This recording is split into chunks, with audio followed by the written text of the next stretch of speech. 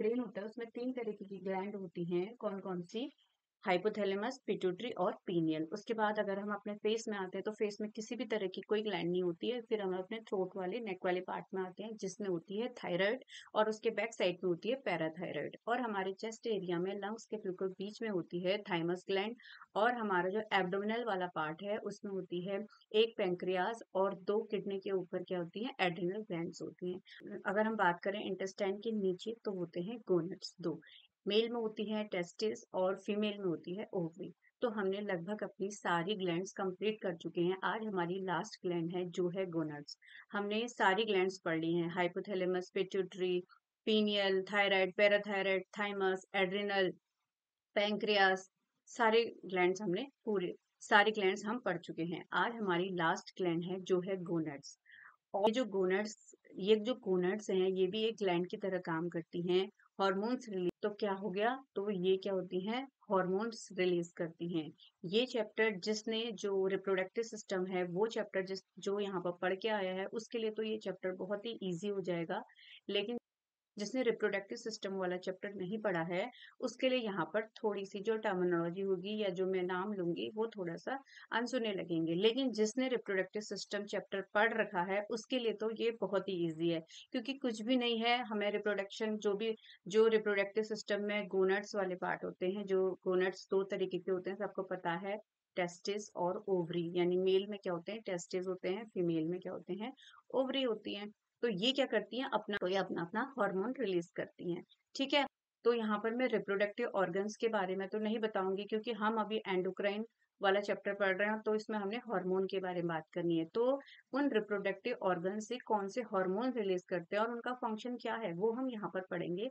लेकिन आप फिक्र मत करो, मैं थोड़ा थोड़ा आइडिया यहाँ पर जरूर दे दूंगी। हमने रिप्रोडक्शन वाले चैप्टर में इसको अच्छे से पढ़ा है और मैं रिप्रोडक्टिव सिस्टम की एक क्लास और लूंगी। तो आप आराम से अभी मन लगा के देखिए। ठीक है। अब यहीं पर आ जाएगा। अब बहुत सोचने विचारने की जरूरत नहीं है। जिसने पढ़ लिया है ठीक है, जिसने नहीं पढ़ा है थोड़ा सा देखिए। और ये रिप्रोडक्टिव सिस्टम में आगे चलकर अच्छे से एक्सप्लेन करूंगी। ठीक है। ये देखो, जो गोनट्स होते हैं ना वो 2 तरीके के होते हैं। कौन कौन से? ओवरी और टेस्टिस। ठीक है। अगर 2 होंगे तो टेस्टिस होंगे और 1 होगा तो टेस्टिकल होगा। वैसे ही ओवरीज 2 है तो ओवरीज हैं और 1 है तो ओवरी होगा। ठीक है। क्योंकि पता है फीमेल में 2 ओवरी होती हैं और मेल में होते हैं 2 टेस्टिकल होते हैं। अब हम इसमें क्या क्या पढ़ेंगे कि क्या डेफिनेशन है होती है इनकी, उनका कैसा स्ट्रक्चर है, वो कौन सा हार्मोन रिलीज करते हैं और उनका फंक्शन क्या है। ये सब हम आज की क्लास में पढ़ेंगे। ठीक है। तो सबसे पहले देख लेते हैं कि गोनड्स के बारे में। तो ये कहाँ होता है? इंटेस्टाइन के नीचे होता है। ठीक है। जैसे मैंने अभी बताया था, जो हमारी इंटेस्टाइन है उसके नीचे गोनड्स मिलते हैं।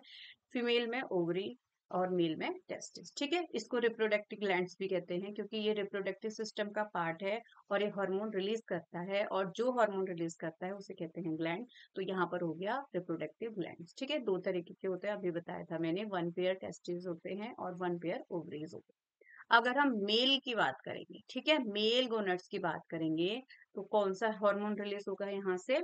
Male reproductive hormone. ठीक है। तो अब मैं एक जनरल आइडिया दे देती हूँ। जब हमने मेल रिप्रोडक्टिव ऑर्गन के बारे में पढ़ा था तो हमने कहा था एक स्क्रोटम होता है जिसमें क्या होती है? टेस्टीज होती हैं। ठीक है। ये स्क्रोटम है पूरा और ये क्या है? टेस्टीज है। और इस टेस्टीज में भी क्या होता है? टेस्टिकुलर लोब्स होते हैं जिसके अंदर क्या होती है? सेमिनिफेरस ट्यूब्यूल्स होती हैं। ठीक है। इतना ध्यान रखना, ज्यादा कंफ्यूज करने की जरूरत नहीं है। स्क्रोटम होता है जिसमें क्या होते हैं? टेस्टीज होती हैं। ठीक। स्क्रोटम होता है उसके अंदर क्या होती है? टेस्टिस होती हैं और उस टेस्टिस के अंदर भी टेस्टिकुलर लोब्यूल होते हैं। उसके अंदर सेमिनिफेरस ट्यूब्यूल होते हैं जो स्पर्म फॉर्मेशन करते हैं। ठीक है।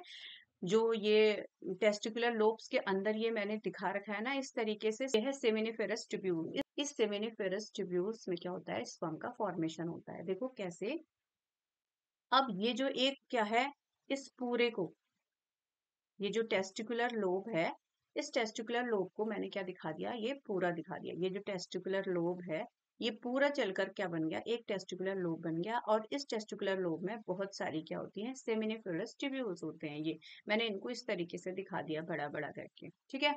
और ये जो सेमिनिफेरस ट्यूब्यूल्स हैं उसके बाहर में क्या होता है? लीडिंग सेल्स होती है। लीडिंग सेल्स होती हैं जो क्या करती हैं? फिर हार्मोन का रिलीज करती हैं। ठीक है। कैसे करेंगी? हमने क्या कहा था कि जो पिट्यूटरी होती है वो क्या करती है, गोनेडोट्रोपिन हार्मोन रिलीज करती है। दो तरीके के हार्मोन रिलीज करती है, एलएच और एफएसएच। एलएच मतलब ल्यूटिलाइजिंग हार्मोन और एफएसएच मतलब फॉलिकुलर स्टिमुलेटिंग हार्मोन। ठीक है, ये कहाँ से निकलेंगे, पिट्यूटरी से। और किसको स्टिमुलेट करेंगे, गोनेड्स को, कि हार्मोन को रिलीज करो। ठीक है, अब ये गोनेडोट्रोपिन रिलीज हो गए कहाँ से, पिट्यूटरी से। और किस पे एक्ट करा इन्होंने, लेडिंग सेल पे। ठीक है, लेडिंग सेल पे एक्ट करा तो पहले एफएसएच करेगा क्योंकि वो स्टिमुलेटिंग हार्मोन है, फिर एलएच आ जाएगा और ये क्या करेगा, इनको स्टिमुलेट करेगा और ये कौन सा रिलीज कर देंगे, एंड्रोजन कर देंगे। ठीक है, एंड्रोजन में भी इंपोर्टेंट कौन सा, टेस्टोस्टेरोन। बहुत इंपोर्टेंट है कि जो जो मेल हार्मोन होता है वो क्या होता है, टेस्टोस्टेरोन। ये टेस्टोस्टेरोन क्या करेंगे, रिलीज करेंगे। अब टेस्टोस्टेरोन रिलीज हो जाएंगे तो कुछ टेस्टोस्टेरोन तो कहाँ चले जाएंगे, इस सेमिनिफेरस ट्यूब्यूल में। क्यों, क्योंकि इनको क्या करना है, स्पर्म फॉर्मेशन करना है। और कुछ जो टेस्टोस्टेरोन है वो कहाँ चले जाएंगे, ब्लड में। क्योंकि ब्लड में जाके भी तो तभी तो ये पूरी बॉडी में ये जो इफेक्ट ऑफ ऑल बॉडी, मतलब कि हमारी पूरी बॉडी में आप इफेक्ट करेंगे। क्या करेंगे इफेक्ट, इसका मतलब ये होगा, एक तरफ तो क्या हो रहा है, सेमिनिफेरस ट्यूब्यूल में स्पर्म फॉर्मेशन हो रही है, स्पर्म बन रहे हैं। दूसरा हमारी बॉडी में क्या हो रहा है, जो मेल के सेकेंडरी कैरेक्टर हैं वो डेवलप हो रहे हैं। जैसे क्या होता है, जब बच्चा छोटा होता है, ठीक है, जब कोई लड़का छोटा है तो पता ही नहीं चलता, लड़की लड़की, आवाज भी पतली होती है, स्किन भी बहुत सॉफ्ट होती है, फिजिक भी लड़कियों जैसी होती है, तो हम आइडेंटिफाई नहीं कर पाते हैं ये लड़का है लड़की है, क्योंकि बच्चे सब एक से होते हैं। लेकिन जैसे ही फिर वो लड़के 13-14 की एज में आते हैं तो उनकी आवाज भारी होने लग जाती है, उनकी मूछें आने लग जाती हैं, उनके हेयर्स आ जाते हैं बॉडी में, और फिजिक उनकी लंबी चौड़ी होने लग जाती है। तो इसका मतलब क्या है, ये जो टेस्टोस्टेरोन है ये ब्लड में जाके पूरे शरीर में क्या करता है, ये जो सेकेंडरी कैरेक्टर है उनका डेवलपमेंट करता है। और कुछ कहाँ चले जाता है, सेमिनिफेरस ट्यूब्यूल में जाता है और स्पर्म फॉर्मेशन करता है। ठीक है, मेल की बात आ गई। अब ये जो टेस्टोस्टेरोन है उसके काम क्या है, जो टेस्टोस्टेरोन है उसका फंक्शन है, एक तो स्पर्मेटोजेनेसिस, मैंने अभी बताया था। स्पर्मेटोजेनेसिस मतलब होता है स्पर्म फॉर्मेशन।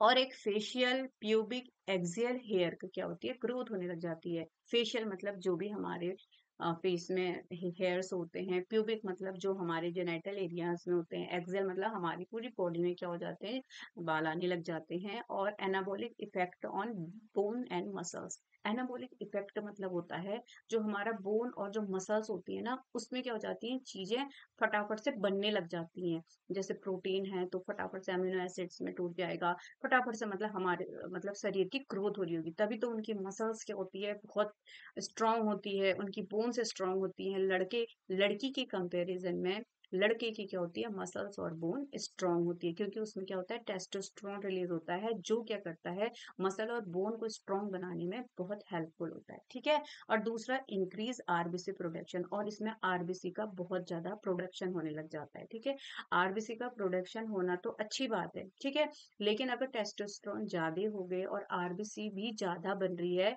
तो क्या हो जाएगा, ब्लड भी ज्यादा बनेगा और क्या होगा, हार्ट को ज्यादा काम करना पड़ेगा। ठीक है, हार्ट को ज्यादा प्रेशर लगेगा तो यहाँ पर ब्लड प्रेशर भी हो सकता है। ठीक है, तो क्या हो जाता है, हर चीज का क्या होता है, हर चीज बैलेंस में ही अच्छी लगती है। तो टेस्टोस्टेरोन वैसे तो आरबीसी प्रोडक्शन भी करता है, लेकिन अगर ज्यादा ही टेस्टोस्टेरोन हो जाएगा तो क्या हो जाएगा, यहाँ पर ब्लड ज्यादा बनेगा और क्या होगा, हार्ट को ज्यादा काम करना पड़ेगा, ज्यादा प्रेशर लेगा तो ब्लड प्रेशर भी यहाँ पर हो सकता है। ठीक है, act on central nervous system. अब सेंट्रल नर्वस सिस्टम क्या होता है, जो हमारा ब्रेन का पार्ट है, तो हमारी जो थॉट्स आती है, जो हमारी थिंकिंग आती है, हमारी इमेजिनेशन, वो सब कहाँ से आती है, सेंट्रल नर्वस सिस्टम से। जितनी भी सेक्सुअल डिजायर होती है मेल में, वो कहाँ से आती है, ये सेंट्रल नर्वस सिस्टम से। ये क्या करता है, जो टेस्टोस्टेरोन होता है सेंट्रल नर्वस सिस्टम पर इफेक्ट करता है और क्या करता है, मेल में सेक्सुअल डिजायर क्या होती है, फील होती है। अगर ये कम होगा तो सेक्सुअल डिजायर नहीं होगी, जिसको क्या कहते हैं, लिपिडो। ये भी आ जाता है क्वेश्चन में, लिपिडो। लिपिडो मतलब होती है सेक्सुअल डिजायर। और होता है मेंटेनेंस ऑफ सेक्सुअल ऑर्गन, और सेक्सुअल ऑर्गन को क्या करना, प्रोटेक्शन करना, उसको बनाए रखना। ठीक है, और इरेक्शन होता है जो, और लो पिच वॉइस, इनकी क्या होती है, बहुत लो पिच की वॉइस होती है, इसलिए हमें वो बहुत भारी, बहुत मोटी मोटी लगती है। ठीक है, तो ये टेस्टोस्टेरोन के क्या है, कुछ फंक्शन है। ठीक है, अब ऐसे ही क्या होती है, फीमेल फीमेल गोनड्स क्या होते हैं, हमें पता होना चाहिए, इनको क्या कहते हैं, फीमेल सेक्स ऑर्गन कहते हैं। जैसे वो मेल सेक्स ऑर्गन थे टेस्टोस्टेरोन, वैसी एस्ट्रोजन और प्रोजेस्टेरोन क्या है, फीमेल सेक्स ऑर्गन है। इसमें भी वही आपने पढ़ा होगा ये सब हम रिप्रोडक्टिव सिस्टम में पढ़ेंगे आगे को भी, और हमने पढ़ा भी है। जिसने नहीं पढ़ा है इतना समझ लीजिए, जब हम फीमेल रिप्रोडक्टिव ऑर्गन की बात करते हैं तो क्या होता है, स्ट्रोमा होता है। इस पूरे को स्ट्रोमा कहते हैं। दो पार्ट में डिवाइडेड रहता है, कॉर्टेक्स और मेडुला। मेडुला का ऐसा कुछ खास रोल नहीं है, लेकिन जो कॉर्टेक्स है उसमें क्या होता है देखो, उसी में ओवम बनता है।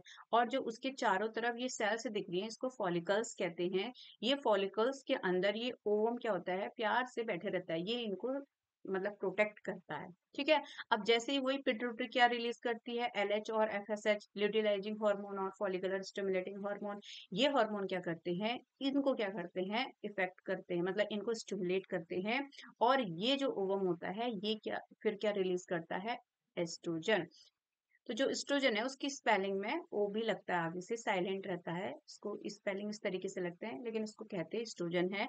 तो एस्ट्रोजन रिलीज करेगा और ये क्या करेगा, जनरेट फीमेल कैरेक्टर। ये क्या करेगा, फिर फीमेल के कैरेक्टर को जनरेट करेगा। मतलब कि फीमेल के कैरेक्टर पता ही है, जैसे वहां पिच लो हो रही थी, यहाँ पर हाई हो जाएगी, ब्रेस्ट का इनलार्जमेंट हो जाएगा, और मेंस्ट्रुअल साइकिल हो जाएगी, और भी बहुत सारे बॉडी में चेंजेस आते हैं इनकी वजह से। ठीक है। और फिर क्या होगा देखो, तो फिर कुछ टाइम बाद क्या हो जाएगा, ये जो फॉलिकल्स होते हैं ये फट जाते हैं इस तरीके से, और इस ओवम को बाहर रिलीज कर देते हैं। अब जो ये फॉलिकल्स था ये इस तरीके से एक ग्रुप बना के बंच बना लेते हैं, जिसको कहते हैं कॉर्पस लूटियम। और ये एग बाहर जो ओवम हो रहा है, जो ओवम था वो रिलीज हो जाएगा, यानी ओवम रिलीज को क्या कहते हैं, ओवुलेशन। तो जैसे ही ओवुलेशन होगा तो ये जो फॉलिकल्स थे ये ग्रुप बना के क्या बना देंगे, कॉर्पस ल्यूटियम बना देंगे। और ये कॉर्पस ल्यूटियम भी क्या करता है, एक हार्मोन रिलीज करता है। ठीक है। जिसको कहते हैं प्रोजेस्टेरॉन, जिसको प्रेगनेंसी हार्मोन भी कहते हैं। ये बहुत इंपॉर्टेंट है। ठीक है। पूरी प्रेगनेंसी को मेंटेन करना किसका काम है, प्रोजेस्टेरॉन का। इसके फंक्शन हम अभी देखते हैं, पहले हम देख लेते हैं एस्ट्रोजन के फंक्शन। ये anabolic effect of bone and muscles, जैसे मैंने मेल में बताया था कि ये एनाबॉलिक इफेक्ट करता है, यानी बोन और मसल्स को स्ट्रॉन्ग बनाता है, लेकिन टेस्टोस्टेरोन में कुछ ज्यादा ही बनाता है as compare to female. Female में थोड़ा कम करता है, लेकिन स्ट्रॉन्ग तो बनाता ही है, लेकिन टेस्टोस्टेरोन और भी ज्यादा करता है। ठीक है।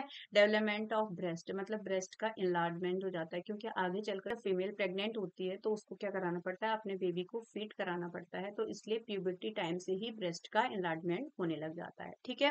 वाइडर हिप्स, और हिप्स को वाइड हो जाते हैं, क्योंकि क्या होता है, क्योंकि आगे चलकर जब एक फीमेल प्रेग्नेंट होती है तो क्या होती है, हिप्स का वाइडर होना जरूरी होता है, जिससे क्या होगा, यूट्रस आसानी से क्या करेगा, अपनी पोजीशन ले पाएगा। ठीक है। और हाई पिच्ड वॉइस, इसमें बहुत तेज पतली आवाज हो जाती है। मेंस्ट्रुअल साइकिल स्टार्ट हो जाती है, और ग्रोथ ऑफ यूटेराइन लाइनिंग, और यूटेराइन लाइनिंग की ग्रोथ होने लग जाती है, जिसमें आगे चलकर फिर बेबी बनता है। ठीक है। अब प्रोजेस्टेरोन का क्या काम है, इसको प्रेगनेंसी हार्मोन भी कहते हैं। और ये एंडोमेट्रियम लाइन, जिसमें आगे चलकर जब मेल और फीमेल गैमेट फ्यूज होते हैं तो क्या हो जाता है, जाइगोट कहाँ जाके चिपकता है, इसी एंडोमेट्रियम लाइनिंग में। ठीक है। Help in growth of alveoli of mammary gland during pregnancy. और जैसे ही फिर फीमेल प्रेग्नेंट होती हैं तो जो मैमरी ग्लैंड्स होती हैं, जो जो मैमरी ग्लैंड्स होती हैं, मतलब जो ब्रेस्ट होती है, उसकी जो एल्वलाई होती है ना, उनकी ग्रोथ करता है, क्योंकि फिर उसमें क्या होता है, मिल्क का प्रोडक्शन और ये सब चीजें होती हैं। ठीक है। तो जो मेल सेक्स हार्मोन है वो है टेस्टोस्टेरोन, जो क्या करता है, जो स्पर्म फॉर्मेशन में हेल्प करता है, और जितने भी सेकेंडरी कैरेक्टर को भी डेवलप करता है। ठीक है, टेस्टोस्टेरोन। और ऐसे ही जो फीमेल सेक्स ऑर्गन है वो क्या है, एस्ट्रोजन और प्रोजेस्टेरोन। एस्ट्रोजन का काम तो क्या है, फीमेल कैरेक्टर जनरेट करना, और क्या है, जो आगे चलकर वो प्रोजेस्टेरोन भी रिलीज करता है। और प्रोजेस्टेरोन प्रेगनेंसी का हार्मोन है, जो पूरी प्रेगनेंसी को मेंटेन करता है। ठीक है। जब क्या होता है, कोई कोई भी लेडी जब प्रेगनेंसी आगे को नहीं रखना चाहती है तो क्या करते हैं डॉक्टर, जो उनको मेडिसिन देती हैं तो वो कौन सी देती हैं, यही जो प्रोजेस्टेरोन होता है ना, उसके लेवल को कम कर देना। प्रोजेस्टेरोन का लेवल कम हो जाता है तो क्या हो जाए, प्रेगनेंसी अपने आप रुक जाती है। तो इसका मतलब जो प्रोजेस्टेरोन है वो प्रेगनेंसी के लिए कितना इंपॉर्टेंट है। तो ठीक है, तो प्रोजेस्टेरोन जितना अच्छा होगा तो प्रेगनेंसी भी उतनी अच्छी होगी। ठीक है। अब इसमें एक क्वेश्चन और आ जाता है, व्हाट इज प्लेसेंटा करके। तो प्लेसेंटा, बहुत सारे लोग इसमें कंफ्यूज होते हैं। वो सोचते हैं कि जो फीमेल है, जो मदर है, उसका जो बच्चा कनेक्ट है, मतलब पूरी प्लेसेंटा। ठीक है। अगर आपको प्लेसेंटा के बारे में नहीं पता है तो मैं बता दूं, जो मदर है, मदर से जो बेबी है, उसमें क्या होता है, एक कनेक्शन होता है, एक मेम्ब्रेन होती है, एक नाल समझो हिंदी में, एक तरीके की नाल होती है, कॉर्ड होती है, जिसके थ्रू क्या होता है, देखो ये मदर के थ्रू बच्चे में बहुत सारे न्यूट्रिएंट्स जाना है, ब्लड जाना है, ऑक्सीजन जाना है। तो ये किसके थ्रू जाता है, यहाँ पर एक तरीके की कॉर्ड होती है, ठीक है, कॉर्ड मेम्ब्रेन से बनी रहती है ये। इसको क्या कहते हैं, ये एक कॉर्ड है, ठीक है। तो ये कॉर्ड होती है, इसी के थ्रू ब्लड, ऑक्सीजन, न्यूट्रिशन जो भी जाना होता है, इसी के थ्रू कहाँ बच्चे तक पहुंचती है, जिसको क्या कहते हैं, प्लेसेंटा। ये है प्लेसेंटा, इस कॉर्ड को, इस नाल को, हिंदी में इसे नाल कहेंगे, ठीक है। हिंदी में तो इसको अपरा कहते हैं, जिस बच्चों को जरूरत होगी तो देख लेना। और मदर से बच्चे में जिस भी नाल के थ्रू, जिस भी कॉर्ड के थ्रू, मतलब ये सब चीजें जा रही हैं, ब्लड ऑक्सीजन जा रहा है, तो उसको कहेंगे प्लेसेंटा। अब कुछ बच्चे क्या होते हैं, प्लेसेंटा और जो जो एमनियोटिक कॉर्ड है उसको क्या करते हैं, कंफ्यूज कर जाते हैं। देखो जैसे क्या है, मदर से क्या आ रहा है, ब्लड आ रहा है, ठीक है, मदर से ब्लड ऑक्सीजन आ रहा है, तो यहाँ तक तो ये प्लेसेंटा है। लेकिन जो बच्चे से जुड़ी रहती है ना, जो एमनिकल कॉर्ड होती है, वो क्या होती है, यहाँ पर तक ही जुड़ी रहती है। तो इतने पार्ट को, पूरे को प्लेसेंटा नहीं कहते हैं, ठीक है। यहाँ से यहाँ ये एमनिकल कॉर्ड है, और जैसे ही बच्चा पैदा होता है तो यहाँ से क्या कर देते हैं, इसको कट कर देते हैं। माँ से बच्चे को जब अलग करना होता है ना, तो माँ जब बच्चा पेट में होता है तब तो ये क्या हो जाता है, एक दूसरे से जुड़े रहता है ना पूरा, एमनिकल कॉर्ड और प्लेसेंटा। लेकिन जैसे ही क्या होता है, डिलीवरी हो जाती है, तो डॉक्टर क्या करते हैं, इसको यहाँ से कट कर देते हैं, यानी प्लेसेंटा अलग हो जाता है, और क्या हो जाता है, जो एमनिकल कॉर्ड होती है बच्चे की, वो अलग हो जाती है, ठीक है। उसको थोड़ा पास से ही नहीं काटते हैं, बिल्कुल उसको थोड़ा सा दूर काटते हैं। फिर बेबी बर्थ के बाद 8 से 10 दिन बाद वो अपने आप ही वहां से रिमूव हो जाती है। तो इसको कहते हैं प्लेसेंटा, ठीक है। तो ये कुछ फीमेल के कैरेक्टर्स थे। और एक क्वेश्चन और आ जाता है कि जो प्लेसेंटा होता है वो किससे मिलकर बना होता है, तो इसमें 2 आर्टरी और एक वेन होता है। ये एक क्वेश्चन आया था, मैंने इसलिए यहाँ पर मेंशन कर दिया है कि जो प्लेसेंटा में कितने आर्टरीज और कितने वेन्स होते हैं। तो ये हमारा आज गोनेड्स भी चैप्टर कंप्लीट हो गया है। तो इसका मतलब हमारा एंडोक्राइन सिस्टम पूरी तरह कंप्लीट हो गया है। बस इसमें मैं एक क्लास और लगाऊंगी कि हार्मोन का एक्शन कैसे होता है, क्योंकि हॉर्मोन्स क्या होते हैं, ये सब जितने भी होते हैं लिपिड्स के बने होते हैं। तो फिर ये कैसे मेम्ब्रेन के अंदर जाता है, और जो जो लिपिड नहीं है, यानी जो प्रोटीन है या जो और चीज है, वो कैसे सेल के अंदर चले जाते हैं। तो ये हार्मोन का एक एक्शन है, छोटा सा एक टॉपिक है, तो इसको मैं एक नेक्स्ट क्लास में कवर करूंगी। उसके बाद हमारा एंडोक्राइन सिस्टम कंप्लीट हो जाएगा। और एंडोक्राइन सिस्टम हमने बहुत अच्छे से पढ़ रखा है। अगर आपने मेरी प्रीवियस क्लास नहीं देखी है, तो डिस्क्रिप्शन बॉक्स में मैं क्या करूंगी, लिंक प्रोवाइड करवा दूंगी। और पूरे एंडोक्राइन सिस्टम की एक प्लेलिस्ट है, आप एक एक करके देख सकते हैं, और आपको बहुत हेल्प मिलेगी, ठीक है। तो मिलते हैं नई क्लास में एंडोक्राइन का लास्ट टॉपिक, हार्मोनल एक्शन लेके। Till then bye.